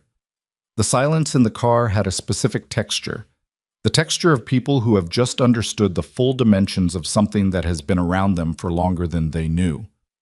Owen was asleep again. Against her side, one hand curled around the edge of her sleeve, breathing slowly, trusting completely. Dante looked at his son's sleeping face. Then he looked at Maris, and she saw in his face the exact thing she recognized because she had felt it herself. In the early months after she ran, when she first understood the full scope of what had been done to them. The particular expression of a man who has been outmaneuvered so comprehensively for so long that anger hasn't caught up to it yet. What was ahead of the anger, what filled the space where anger hadn't arrived, was something colder and more precise. He wants all 3 of us, Dante said quietly. Then that's what he'll get. Maris looked at him. But on our terms, Dante said, not his. He looked at Marco. Get me Dr. Reyes. Tell her I need the full interval analysis within the hour. And get me everything we have on the abandoned St. Carmine property on the east side. That's Raphael's. I know what it is, Dante said. Get me the floor plans. Maris looked at Dante and understood that they had arrived at the place the night had been building toward all along. Not a place of safety, not a resolution, but the specific point where a person stops trying to outrun something and turns around to face it instead. She thought about her bakery, the broken window, the flowers still on the counter from the dough she'd been working when the world changed. She thought about the careful life she'd built and how completely it was gone now, and she did not grieve it. She had no room for grief right now. But she noted its absence the way you note the absence of something that was load-bearing. She would have to be the load-bearing thing now. She had been before. She could be again. Owen's hand tightened slightly on her sleeve, even in sleep, and she put her hand over his and held on, and the car moved through the dark city toward whatever Raphael Orsini had built inside the bones of the old St. Carmine property, and whatever he was waiting for them to do next. Marco pulled up the floor plans on his laptop and turned the screen so Dante could see it from the back seat. Maris looked at it too. The building was large, 4 stories, a basement level, the kind of structure that had once been something civic and functional and had been allowed to go dark and quiet over the years until a man who needed space for dark and quiet things had found a use for it. 3 entry points on the ground level, Marco said. 2 are visible from the street. The 3rd is the loading access on the south side, same configuration as the warehouse we just left. He'll expect us to use the south, Dante said. Yes. So we don't. Dante traced a finger across the screen. The basement has a utility access that connects to the storm drainage corridor running under the east block. It's not on the current building permits. I know it exists because my father used this property 20 years ago, and the access predates Raphael's ownership. He may know about it, Maris said. He may. Dante looked at her. But if he engineered tonight to pull us toward him, he'll be managing a specific expectation of how we arrive. The drainage access disrupts the sequence he's prepared for. It gives us 30 seconds he hasn't planned. 30 seconds. The same window he'd promised her in the bakery, crouched behind her counter with glass on the floor. She thought about how that 30 seconds had felt, like a thing you held in both hands very carefully. And she thought about what she'd done with it and what she was willing to do with another one. The melody analysis, she said. When Reyes finishes, what do we do with it? The asset locations become leverage, Dante said. Raphael wants the key because without it, the fortune is inaccessible to him, even if he takes control of the organization. If we decode it first and move the assets before he reaches them, he has nothing. The organization becomes an empty structure. Everything he's built toward for nearly a decade collapses. And Owen, she said, once the key is decoded and the assets are moved, Owen is no longer useful to him. Yes. She held Dante's gaze and understood what he was not saying alongside what he was. That right now, until that decoding was complete, Owen was the most valuable and therefore the most endangered person in the car. That the next few hours were the hours that mattered. That 30 seconds, properly used, could be enough. Her jaw set. Her hands steadied. Then let's not waste time, she said. Dr. Reyes called at 12 minutes past 3 in the morning. Marco had the phone on speaker before the second ring finished, and the voice that came through was the voice of a woman who had not slept and was not bothered by that. Precise, clipped, with the particular energy of someone who has just solved something that has been resisting them. The interval structure is a base 12 encoding system, she said. Your father was a careful man. The melody reads as music to anyone who doesn't know to look at the mathematical relationships between intervals rather than the notes themselves. But when you map the interval distances against a positional cipher, 12 positions, cycling, you get coordinate sets, account strings, access sequences. A pause. I have 47 discrete data points. I need 20 more minutes to verify the final sequence, but the bulk of it is clean. 20 minutes, Dante said. 18 if you stop talking to me. Marco ended the call. In the back seat, Owen was still asleep, his head now against Dante's arm rather than Maris's. A migration that had happened somewhere in the last hour without anyone directing it. Dante had gone very still when he noticed it, had not moved since, had sat with his arm at a careful angle so the weight of the boy's head was supported without waking him. Maris had watched this happen and had not said anything about it because there was nothing to say. The moment Reyes sends the verified sequences, Dante said, his voice low, Marco initiates the transfer protocols. Every asset moves simultaneously. Accounts, property titles, the offshore structures. All of it relocated to instruments Raphael has no access to and no knowledge of. He looked at Marco. How long does the transfer take once we initiate? 11 minutes for the full sequence. Some of the property instruments are slower, so those will take until morning. But the liquid assets, the accounts, 11 minutes. And once they move, Raphael has nothing. He has the organization's operational structure, the people, the infrastructure.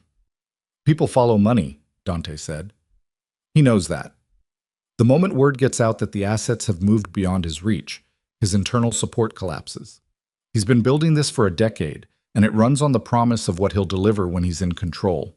Take away the delivery, and it's just a man with enemies. Maris had been listening to this and running her own calculation alongside it. He'll know, she said. The moment the transfers initiate, he'll know.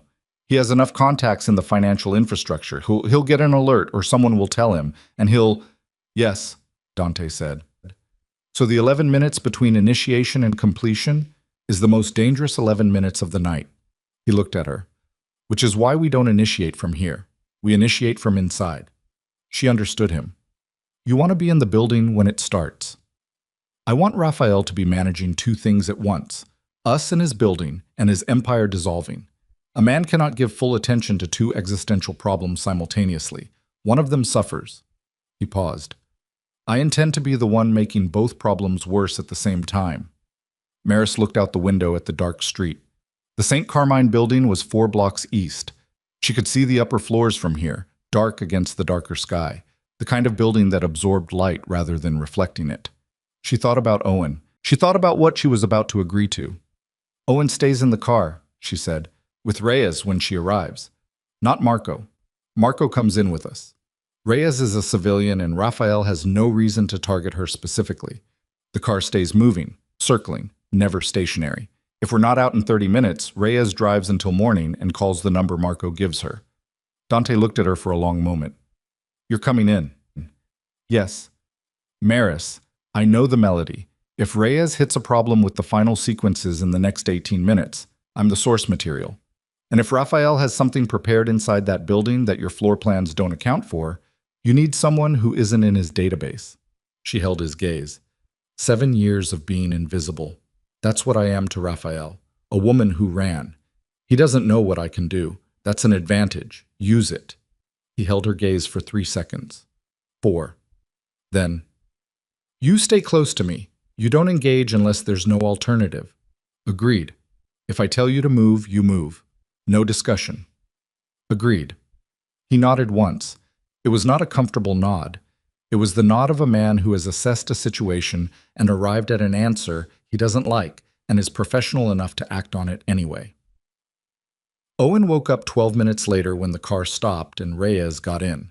A small, compact woman in her 50s with reading glasses pushed up on her head and a laptop bag over one shoulder, who looked at Owen with the matter-of-fact kindness of someone who had children of her own and didn't make a production of it. Hi, Owen said. Hi yourself. She settled into the seat he vacated and opened her laptop without ceremony. Owen looked at Maris. I was fully awake now, the fast, complete wakefulness that had been developing in him all night, and his gray eyes were doing the reading thing, scanning her face, taking inventory. You're going somewhere, he said, for a little while. With him. He looked at Dante, who was standing outside the car door, not listening or pretending not to.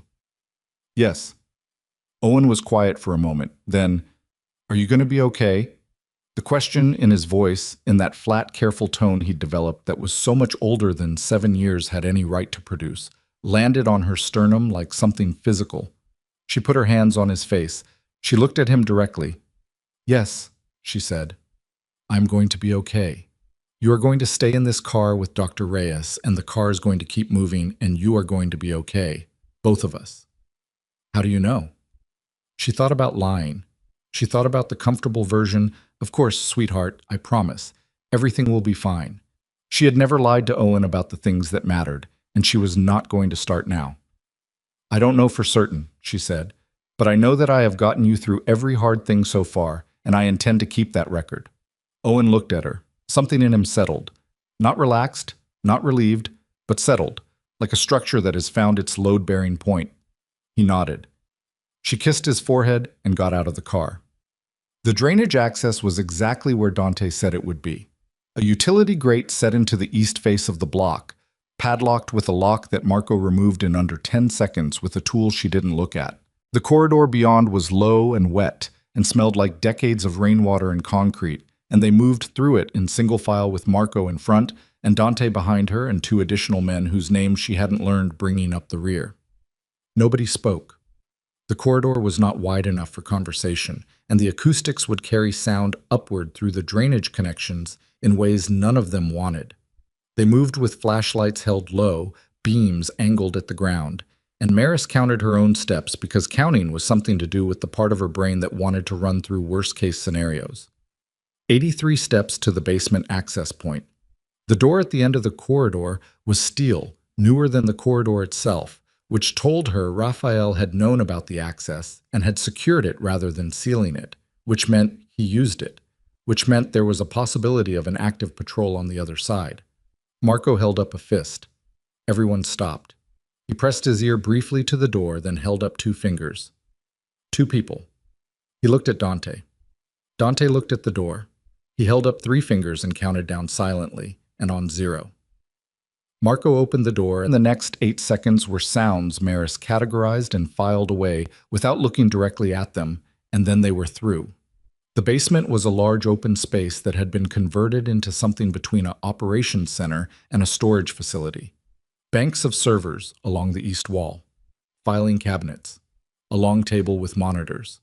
The 2 men who had been here were no longer a concern. She looked at the servers. Is this where he's been running the financial infrastructure? Some of it, Dante said. He was already moving toward the stairs. Marco, pull what you can from those systems. Copy everything. 3 minutes. Marco was already at the nearest terminal. Dante looked at Maris. The main floor is above us. Raphael will be on the 3rd level. He always takes the high ground. It's a habit my father noted 20 years ago, and it never changed.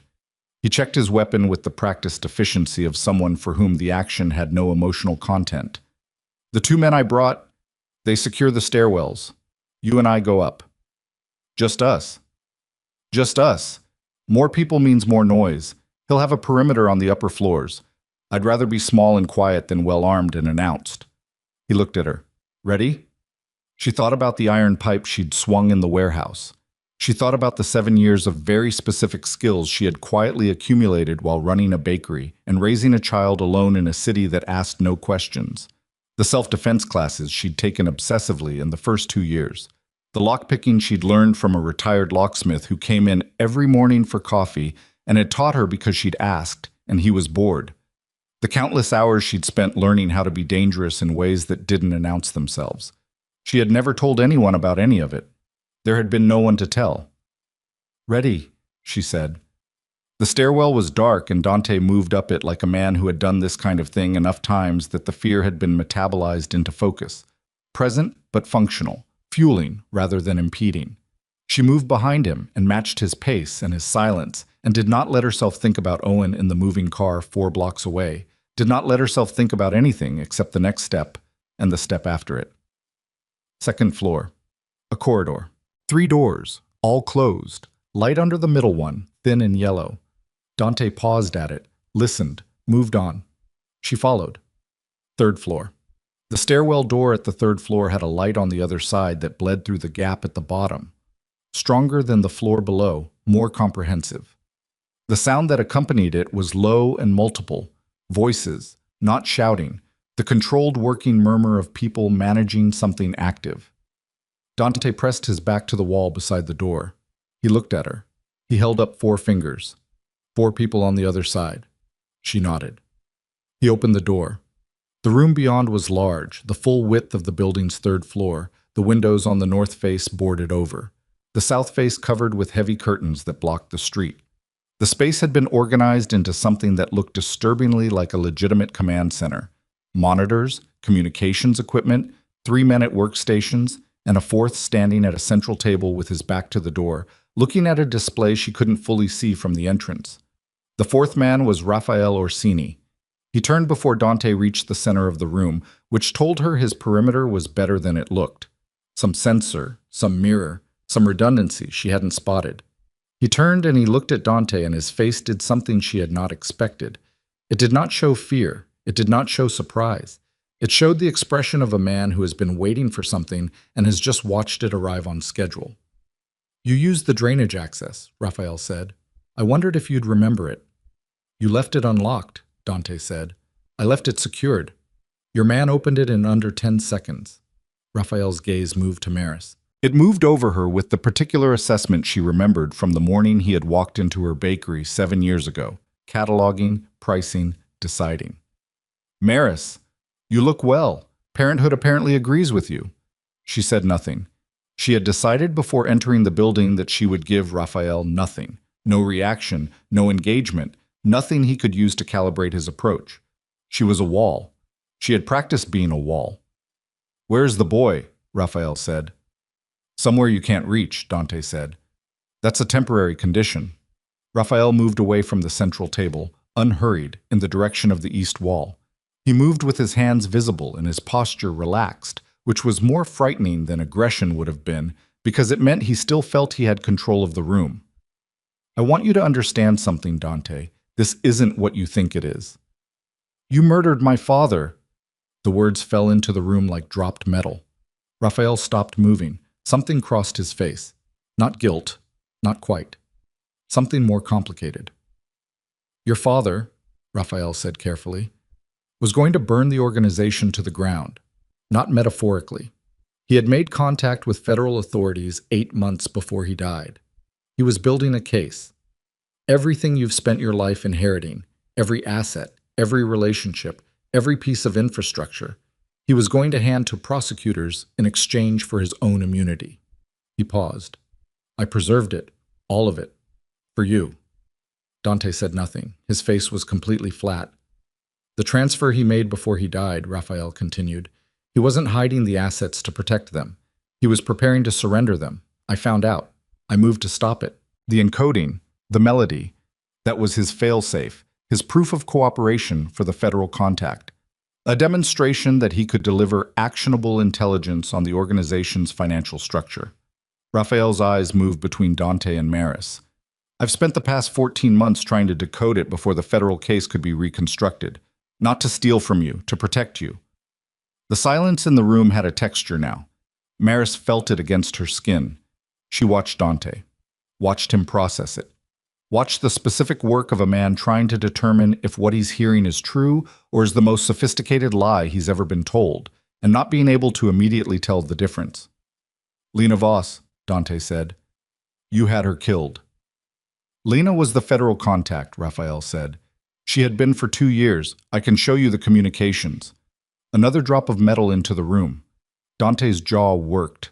Just once. She could see the structure of everything he thought he knew shifting under the pressure of this new information. Could see him trying to find the flaw in it, the place where it broke, the seam she could see him searching for. She found it first. The surveillance on Owen, she said. Both men looked at her. She had been the wall. Now she was not.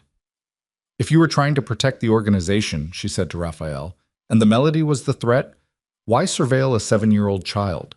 Why not come to Dante directly when you decoded enough to understand what the melody was? Why not say, your father was building a case. Here's the evidence. Here's the melody. Here's what we need to do. She held his gaze. You didn't come to Dante. You watched Owen for 2 years, quietly, without telling anyone. She took one step forward. Because you didn't want Dante to know the key existed. You wanted to find it yourself, use it yourself, not to protect the organization, to own it. The federal case was real. Your father was real. And you used all of it as cover for the thing you actually wanted. The room was absolutely still. Raphael looked at her. The cataloging expression was gone. What replaced it was something stripped of performance, the actual face of the man underneath the careful management. It was not a face she wanted to look at for long. Smart, he said softly. He told me you were smart. He said that was the problem with you. Then he moved his right hand and the monitor on the central table changed, and what appeared on it made Dante's breath catch audibly beside her. A live feed. A car interior. The back seat. Owen, asleep. Dr. Reyes beside him, laptop open. And outside the car windows, visible in the frame, 2 vehicles she didn't recognize that had not been there 20 minutes ago, moving in parallel with Reyes's car, close enough that she could see the driver's face in the nearest one. Raphael's man. The boy, Raphael said, is currently exactly where I need him to be. The car your people are driving is on a route that ends in 4 minutes at a location where I have 12 men waiting. He straightened. So here's what happens next. You give me the completed interval analysis from Dr. Reyes. You authorize the asset transfer to accounts I specify, and I let the car pass. He looked at Dante with the expression of a man who has been patient for a very long time and has finally finished being patient. Or the car doesn't pass. And you spend the rest of your life knowing that the last thing your son saw was the inside of a vehicle that stopped. Dante's hand moved toward his weapon. If you shoot me, Raphael said, the order executes automatically. I'm the only one who can cancel it. He smiled for the first time since they'd entered the room. It was the smile she remembered from 7 years ago, the one that didn't move his eyes. So, shall we talk about the transfer? Maris's hand was in her jacket pocket, had been since she walked through the door. Her fingers were around the thing she'd taken from the warehouse table when no one was watching, the small folded tool she'd palmed without announcement, the one she'd been carrying since before they entered the drainage corridor, the one she had not told Dante about because she had learned a long time ago that the most useful things you carry are the things no one knows you have. She looked at the monitor, at Owen's face, at the 2 vehicles outside the car's windows. 4 minutes, Raphael had said. She looked at Dante. He was looking at Raphael. His jaw was tight and his eyes were doing the calculation she had watched him do all night, running the options, finding the exits, trying to engineer 30 seconds out of a room that didn't have any. She caught his eye for just a moment, just a fraction of a second. She looked at him, and then she looked at the communications panel on the east wall, the one she had identified when they walked in as the relay point for Raphael's external coordination, the hub through which the order to the men outside Reyes's car would travel. And then she looked back at Dante. He held her gaze for half a second. He understood. "All right," Dante said to Raphael. He took one step forward, drawing Raphael's attention fully onto himself. "Let's talk about the transfer. Walk me through what you want." Raphael began to speak, and Maris began to move. Not fast. Fast was wrong. Fast was visible. Fast was the thing Raphael's peripheral attention would catch, even while he was focused on Dante. She moved the way she had learned to move in the years of being careful, which was with the unhurried deliberateness of someone who belonged exactly where they were going. 3 steps to the right, 2 steps toward the east wall. Her hand still in her pocket, fingers still around the tool. One of the 3 men at the workstations glanced at her. She did not look back at him. She kept her eyes on the communications panel, and her pace steady, and her breathing even. And the man looked away because nothing about her movement announced itself as a threat, and that was the entire point. Raphael was talking. She could hear him laying out the transfer sequence he wanted. Specific accounts, specific instruments, the architecture of a plan he had been building for years, articulated now with the calm satisfaction of a man who believes he has finally arrived at the moment everything pays off. Dante was responding in the measured, cooperative tone of a man buying time, asking clarifying questions, making Raphael feel the conversation was going his way. She reached the communications panel. It was a relay hub.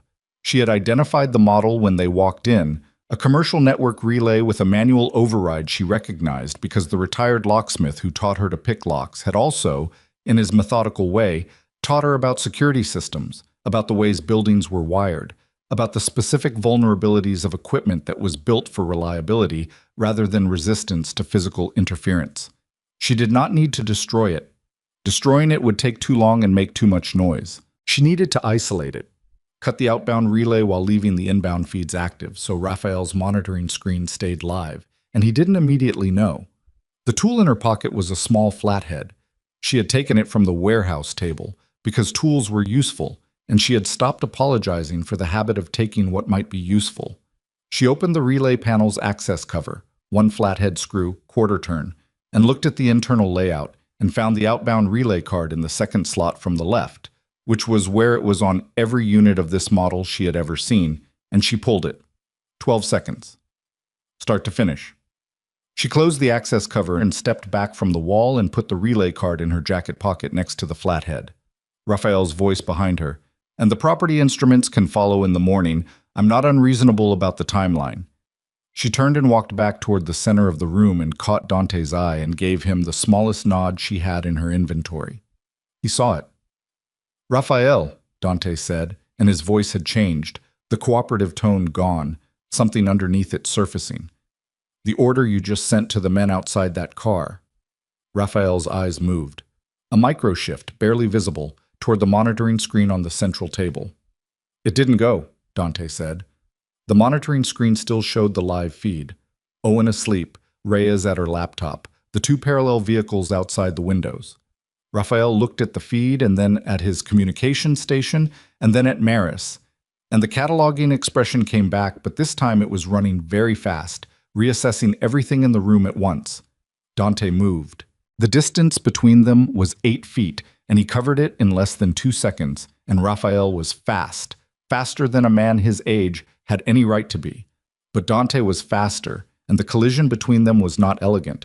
It was the collision of 2 men who were done with language, who had exhausted the pretense that words were going to resolve what existed between them, and it carried them both into the edge of the central table and then to the floor. The 3 workstation men were moving. The 2 men Dante had brought to the stairwells were through the door before the workstation men had fully cleared their chairs, and the room became a contained chaos that Maris moved through rather than away from, because away from was the wrong direction. She reached the central table. The monitoring screen was still live. She could see the 2 vehicles outside Reyes's car had pulled slightly closer, not on the relay order, which hadn't sent, but on their own judgment, their own timeline. They had a plan that didn't entirely depend on Raphael's signal. Of course they did. Raphael built redundancies. He had been planning this for years. She grabbed the radio handset from the table. She didn't know the frequency. She didn't know the call sign. She pressed transmit and said clearly, "Dr. Reyes, change direction, now, any direction. Do it now, and don't stop." Static. Then, "Who is—" "It's Maris. Drive." On the monitor, she watched the car veer left, sudden and sharp, the kind of turn that comes from a driver who has committed completely. The two parallel vehicles hesitated. A second, 2 seconds, the fractional delay of men waiting for a signal that wasn't coming. And in that gap, Reyes accelerated, and the gap became a distance, and the distance became enough. Behind her, Dante and Raphael were still on the ground, and the sound of it was the sound of two men who had years of specific grievances to work through and very little patience left for anything else. She turned. Raphael had a knife. She didn't see where it came from. It was simply there, the way things appear in the hands of men who have been dangerous for a long time. And Dante's left arm was bleeding, and his face had the lockdown expression of someone managing pain as information rather than experience. And she looked at the two of them, and at the knife, and at the distance between her and the nearest workstation chair, and she did the calculation in under a second. She picked up the chair and she swung it.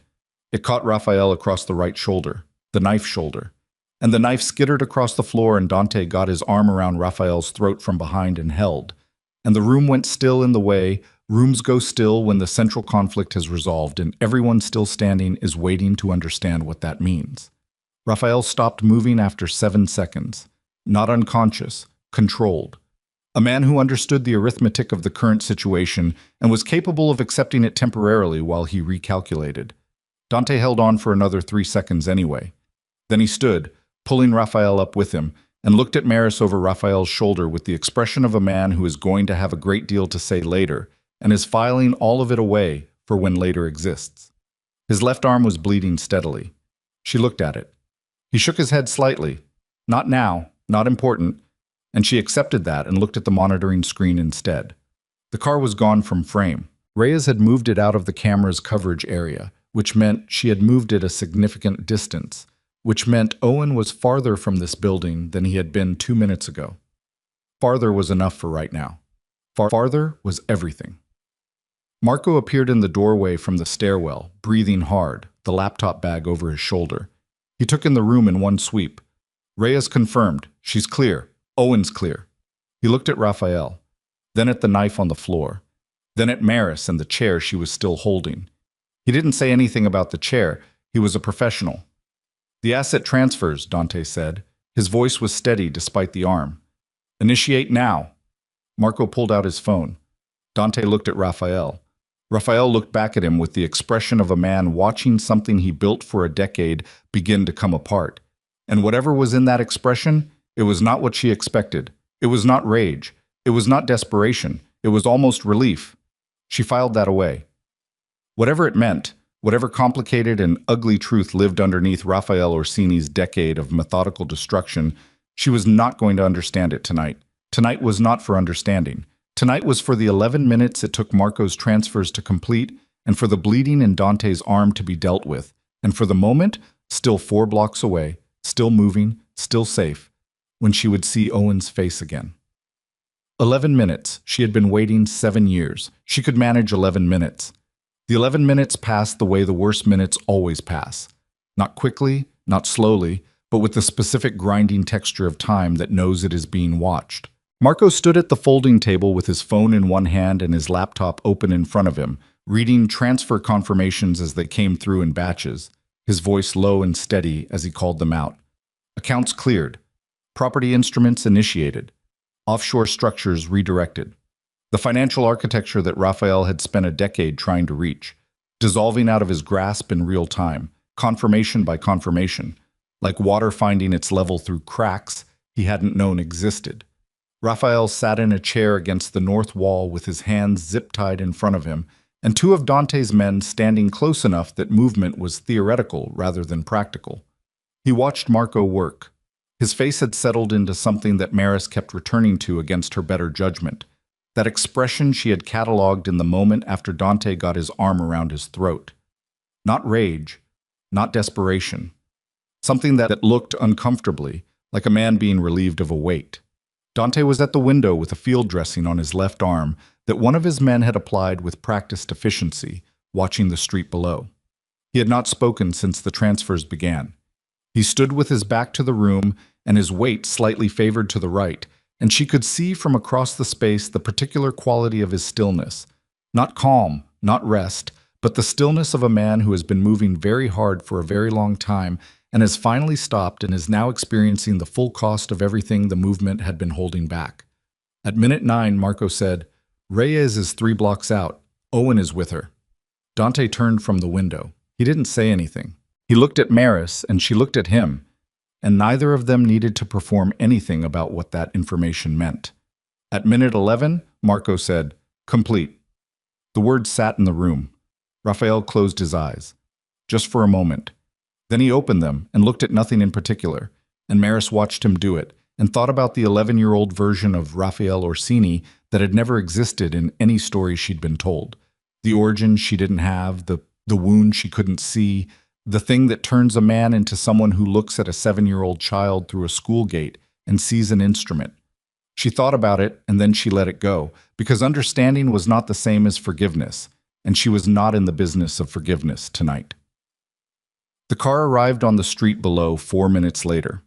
Maris was already at the building's main entrance when it pulled up, and the rear door opened and Owen came out of it at a speed that suggested he had been physically restrained from exiting the vehicle for some time and had finally been released. He hit her at full speed, both arms around her waist, his face pressed into her side, and she went down onto one knee on the pavement and held him with both arms, and felt the particular quality of his breathing, fast, ragged, the breathing of a child who has been very brave for a very long time in a moving car with a stranger, and has now used up every reserve of brave he had. "I'm here," she said into his hair. "I've got you. I'm here." He didn't say anything for a long moment, then muffled against her jacket. "Dr. Reyes drives really fast." "I know. She did good." She was scared. She was. She did it anyway. Owen pulled back far enough to look at her face. He mawed the inventory, eyes, expression, the field dressing visible on her hands where she'd scraped them on the relay panel. And his jaw tightened in a way she recognized because she had seen it in the mirror for 7 years. "You're hurt," he said. "Scrapes. Nothing serious." "You said you'd be okay." "I am okay." He looked at her hands again. He was 7 years old and he was deciding whether to accept this, and she watched him decide and loved him so completely in that moment that it was almost unbearable. "Okay," he said. He leaned back into her. She held on. Dante came out of the building behind her and stopped on the step. She felt rather than heard him. The change in the air, the particular quality of his attention landing on the two of them on the pavement. She did not turn around. She was not ready to manage that yet. She needed another 30 seconds of just this, just Owen against her, just the cold air and the smell of the street and the simple physical fact of her son being whole. She heard Owen's breathing change. She felt him turn his head. She knew without looking that he was looking at Dante. "Hey," Owen said. Dante's voice behind her was very careful. "Hey, your arm looks worse than my mom's hands." "Yeah, probably." "Does it hurt?" A pause. "Yeah." "My mom has bandages," Owen said. "She has a lot of them." It was exactly what he had said in the bakery, in what felt like a different lifetime, holding out half a piece of brioche to a bleeding stranger. The repetition of it, the complete guileless consistency of a 7-year-old who had determined early on that the correct response to a hurt person was to offer what you had, was the thing that finally broke something open in Maris's chest that she had been keeping closed all night. She pressed her face into Owen's hair and breathed and did not cry, because crying was for later, for a private room, for a moment without witnesses. She had learned that a long time ago, but it was close. They spent the remainder of the night in a hotel, not a property connected to the organization, but an ordinary commercial hotel in a neighborhood far enough from Mercer Heights that the specific geography of the last 24 hours felt like a different city. Marco booked 3 rooms under names she didn't ask about. Owen was asleep before his head touched the pillow, deeply and immediately, in the way of children who have decided they are finally safe. Maris sat on the edge of the bed next to him and watched him sleep for a long time. Then she went to the door that connected her room to the adjacent one. She had noted it when they checked in, the standard connecting door of commercial hotels. the kind that required both sides to unlock. And she knocked. Dante opened it. He had changed. Someone had brought a bag, she didn't know when, and the field dressing on his arm had been replaced with something more substantial, and he looked like a man who had washed his face and was now standing in the quiet aftermath of something large and trying to locate himself in it. She looked at him for a moment. He looked at her. "Come in," he said, "or I can come out there." "Here is fine." She stepped through the connecting door and sat in the chair by the window, and he sat on the edge of the bed because that was what the room offered, and they were both past the point of managing optics. "Tell me about your father," she said. He was quiet for a moment. "What part?" "The part where he was building a federal case." Another pause. Longer. "I've been sitting with that for the last hour." He looked at his hands. The left one was stiff from the wound, and he flexed it carefully, testing the range. "I don't know if it's true. Raphael is—" He stopped.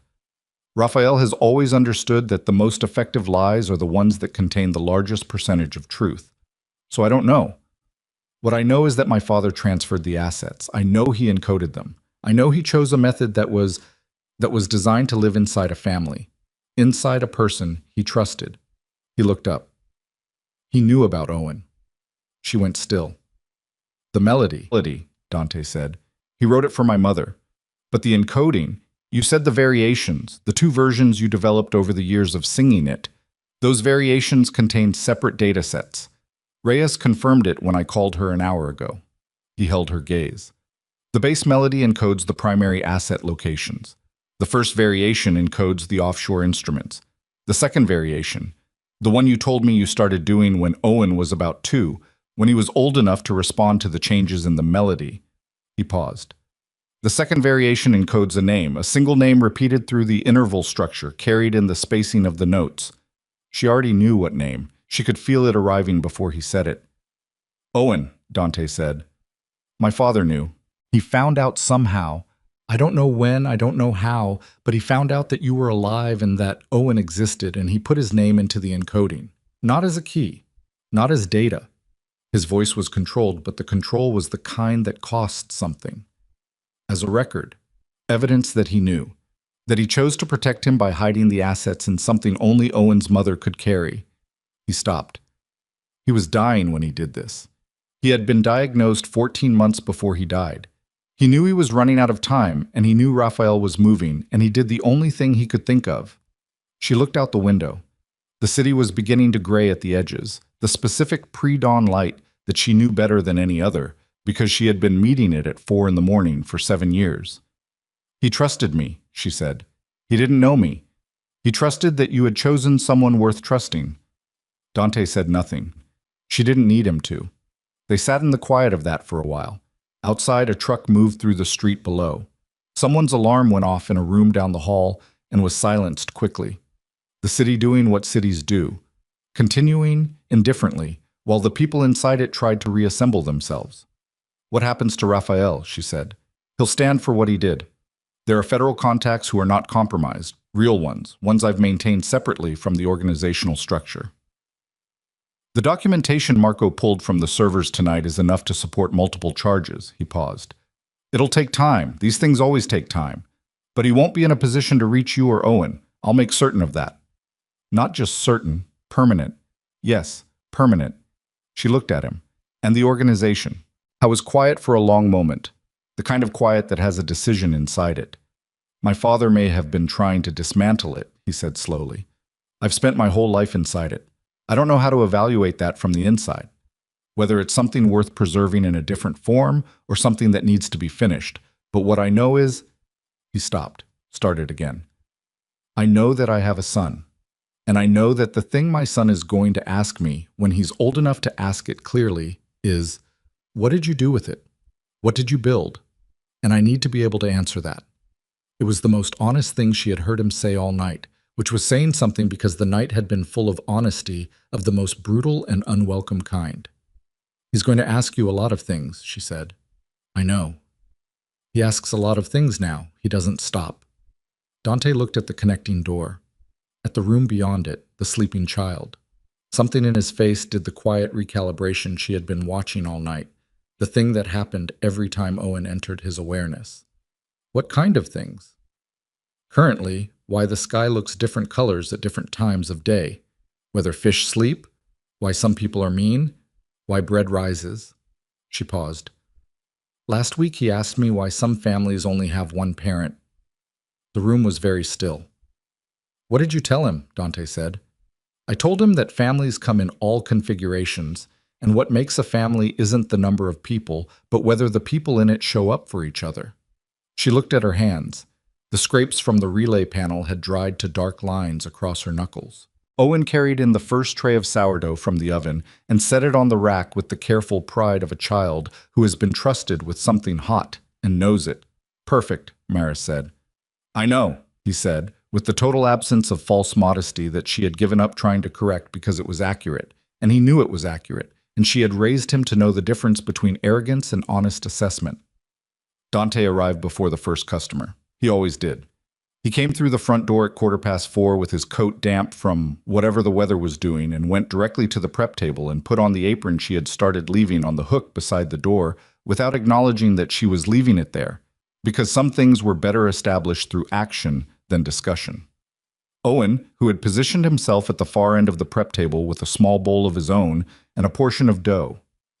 He was not technically supposed to be working yet, watched Dante settle in beside Maris with the evaluative attention he applied to most things. You're late, Owen said. She starts at 4. I know, traffic. You don't drive. Marco drives. Marco was in traffic. Owen considered this. He looked at Maris. She kept her eyes on the dough and did not help either of them. Fine, Owen said, and went back to his bowl. Dante looked at the side of Maris's face. She could feel him looking. She let it go on for a few seconds, and then she said, without turning, He's going to hold that over you. I know. He holds everything over everyone. He gets it from you. I've been here 3 months. Apparently it's fast acting. She passed him the bench scraper. Left side needs shaping. He took the bench scraper and worked the left side of the dough. And outside on Callan Street, the city was doing what it did before sunrise. The trucks, the early walkers, the particular pre-dawn quiet that is not actually quiet if you've spent enough years inside it to learn its specific vocabulary. The oven timer went off. Owen went for it. Careful, Maris and Dante said simultaneously in the same register. Owen stopped. He looked at both of them with the gray eyes that were his own and no one else's, and also, undeniably, evidence of a lineage that stretched back through men she had never met, and a lullaby she had carried without knowing what it carried. I know, Owen said, with the patience of a child who has been told to be careful all his life and has accepted it as the texture of being loved. I know how to be careful. He got the tray. He brought it to the rack. He set it down without incident and looked at both of them with an expression that said, See? Maris looked at Dante. Dante looked at her. She turned back to the dough. Dante turned back to the dough. The kitchen was warm and it smelled the way it always smelled at this hour, and outside the window the sky was beginning to change colors. That first almost imperceptible shift from black to something else. The specific moment she had watched alone for 7 years without, until recently, anyone to point it out to.